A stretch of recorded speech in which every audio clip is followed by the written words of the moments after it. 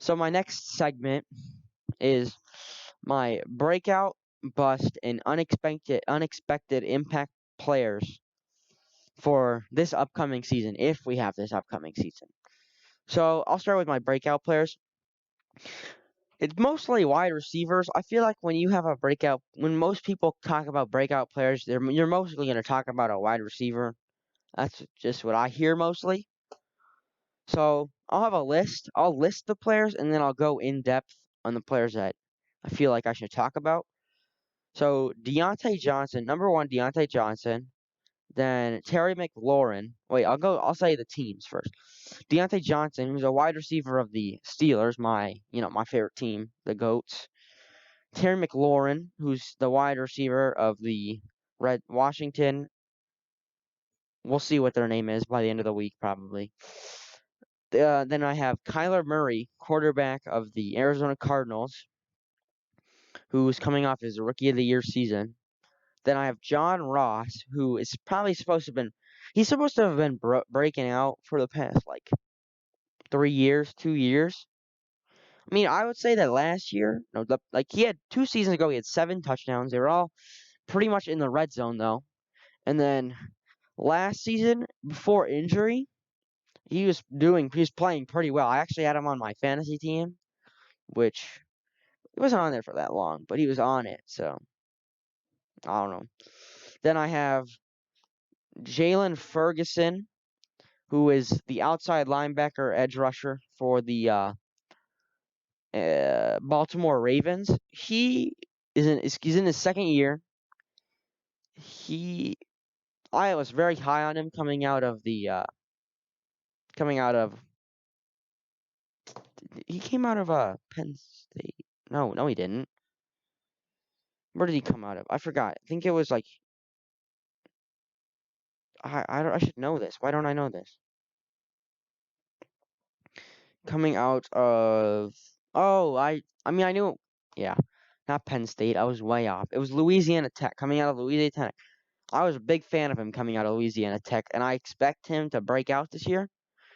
We're all talking about how Marquise Brown is going to break out, but we're not talking about the other wide receiver from that draft class in Miles Boykins. He's like he's a big threat wide receiver. He's a pretty big dude. I don't know if he'll beat you with speed, but he'll definitely catch the ball over you. Then I have Mitch Trubisky. Yes, I know. The GOAT, Mitch Trubisky, as a breakout player. I think with Nick Foles, with the Bears trading for Nick Foles, that's just going to motivate Mitchell Trubisky to really put in the work this offseason and prove everybody wrong. Personally, I know that everybody hates Mitch Trubisky and that everybody's like, oh, his second year, where he had like 24 touchdowns, was so bad, where he made the Pro Bowl. I don't know what was so bad about that. I know he misses wide receivers often, but you can work on that. You can work on your accuracy, you know? And then Mitchell Trubisky's teammate I have as another breakout player, Riley Ridley, who is Calvin Ridley, who I was talking about earlier. His brother, he's a wide receiver as well. He played pretty well, I think, in week 17. I think he played pretty well in that week. And I could really see him going off. I have another Bears player who this time on defense, Kevin Tolliver. He's a cornerback. I think he's in his third year. Many were expecting after I think did one of the Bears cornerbacks last year got injured, I think, and many were expecting Kevin Tolliver to take the next step. I think there's still room for him to grow. He had that was a game sealing interception against the Lions on Thanksgiving. So I wouldn't be surprised if you hear his name get called a lot this year. Another player, not on the Bears this time, on the Bengals, I have Jermaine Pratt. He's the middle linebacker. I think he had like, let me just look. He had like 63, I think it's around 63 tackles. Probably a lot more. I'm probably way off, but 76. He had 76 tackles last year. And he's I was pretty high on him. I like him as a player. He's got potential. but I think he's more of a run stopper and not a coverage guy, which was why they drafted that other guy. So I'd expect him to get his name called a lot. My Lions player, I have a player breaking for the Lions. Amani, I'm probably gonna butcher his last name too. Aruwarie. He, I heard coming out of the draft last year, coming into the draft last year, I heard him coming possibly as a first round, late first round pick, but he ended up dropping all the way to was it the fifth round? It might have been the fifth round. It was he was drafted in the fifth round, pick 146. And to finish out the season last year, he played very, very well. I think it was week 17 against the Packers, and I think he got an interception. He might have had something like that. I'll just read his stat line. Yes, he had 4 tackles and an interception last year against the Packers in the last game. And so I think everybody's talking about, Jeff Okuda, who's obviously going to be a good player, I think, this season. And then they got Desmond Trufant from the Falcons too. But nobody's talking about Amani Aruarie, something like that. I don't know his last name. And I think I think you should be looking for him, getting his name called this season. So my last breakout player is Paris Campbell of the wide receiver of the Colts. He's one of the speedy guys. And so I'm just gonna tell you his stat line because he really disappointed. He really disappointed last year. Like he was expected to possibly win Rookie of the Year. Not Rookie of the Year. I mean, probably he was in the is expected to be in the running at least. Coming out of the combine, he was very, very people were very, very high on him. And then he just did not have the rookie season that we were all expecting. I think he missed some games. He didn't get very much playing time. He's expected to have a really good, since he's speedy, he should have a really high yards per reception. But here's what happened. 24 targets, 18 receptions, 127 yards. You know what that equates to? 7.1 yards per reception, He only played 7 games, so that's a really small sample size. But I'm really expecting him to take a leap this season. And as I was thinking about that, I thought of another player. I don't know why I can't think of him. He is on another wide receiver. Surprise. What is his name?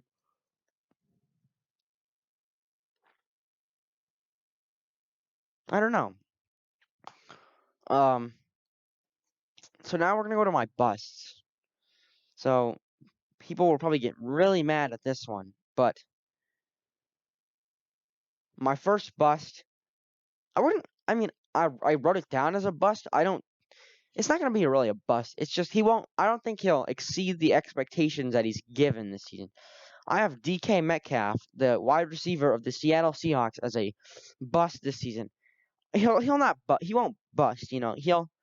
I think he'll have a very similar season to last year.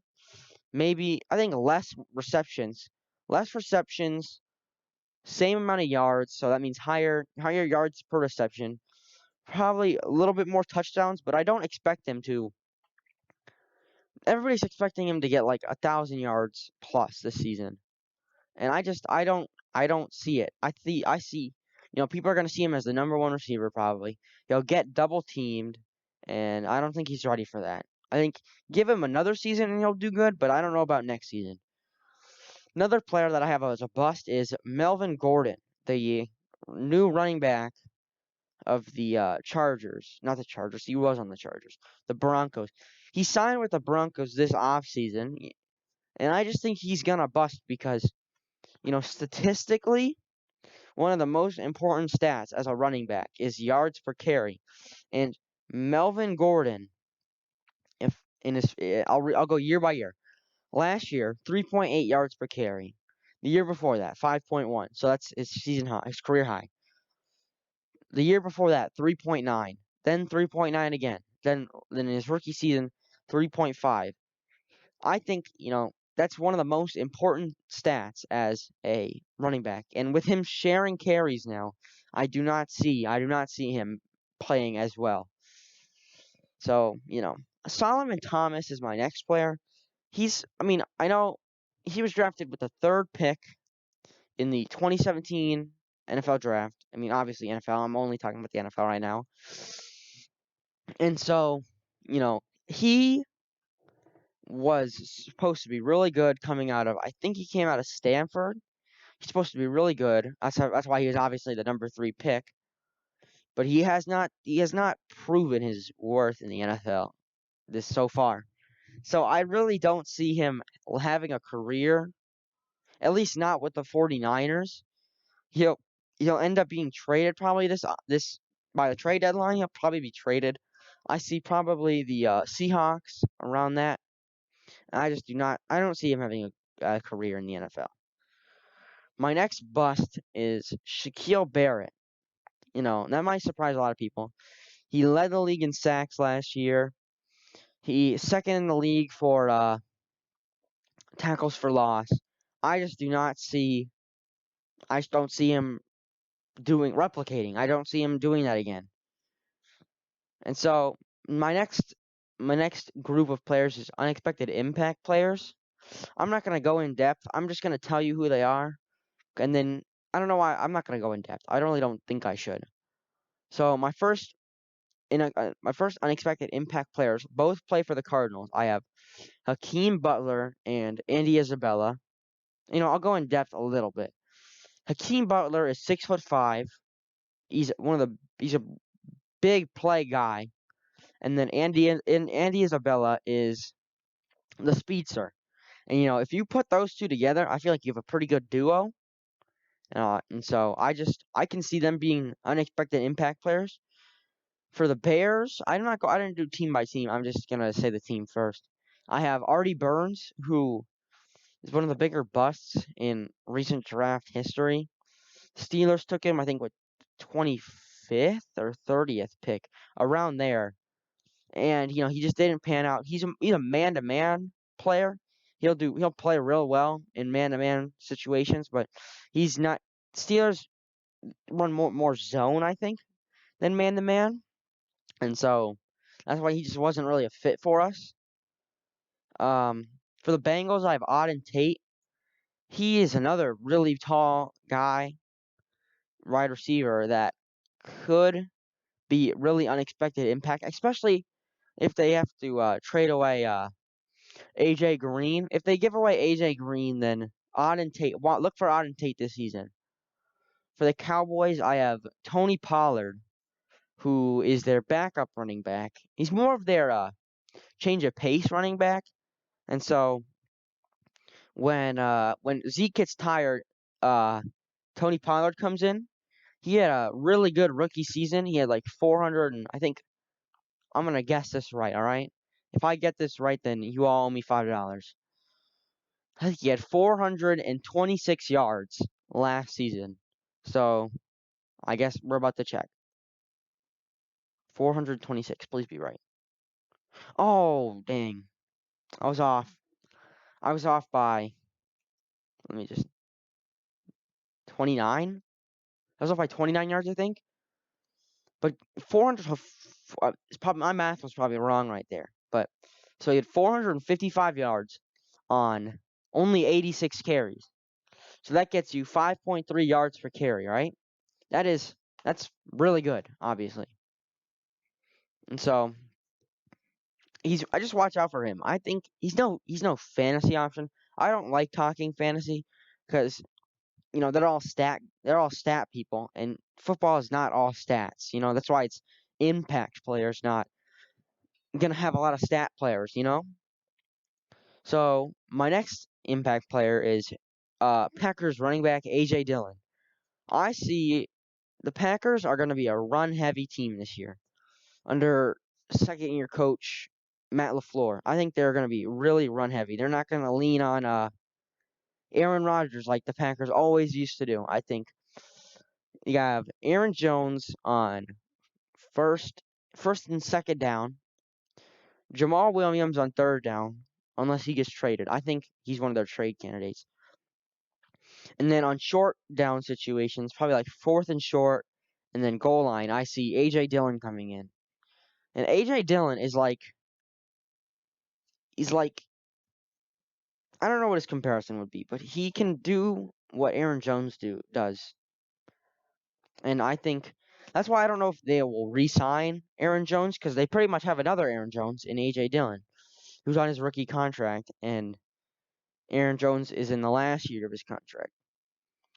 My next impact player is Quintez Cephas, and this might be a little bit of a Wisconsin Badger bias. He was drafted in the 5th round to the Detroit Lions. He's not the fastest. He won't beat you with speed. He does not get much separation, but he will catch the ball over you. He's a big play. He's another big play player. He'll be rotational. He won't play every down, obviously, but when he comes in, he'll make a big impact, I think. And so I just watch out for him.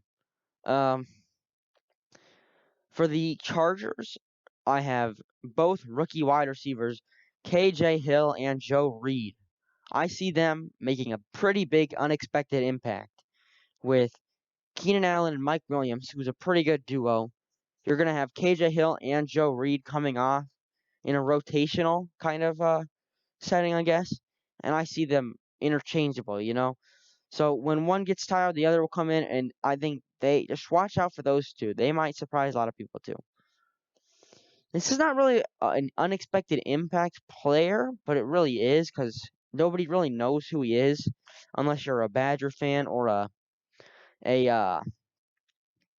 what's it called? A Giants fan. Ryan Connolly of the New York Giants, middle linebacker for the New York Giants, is a breakout and unexpected impact player. In 4 weeks, he had 2 interceptions and dang, you guys are gonna make me. Not you guys. I'm gonna make myself look it up again. He had. Why can't I spell? He had 20 tackles, 1 sack, and 2 interceptions in 4 weeks last year. And so he was on pace to be one of the better rookies. And, he got injured. He tore his ACL. He's coming off an ACL injury. That's my dog again. Don't mind her. So just watch out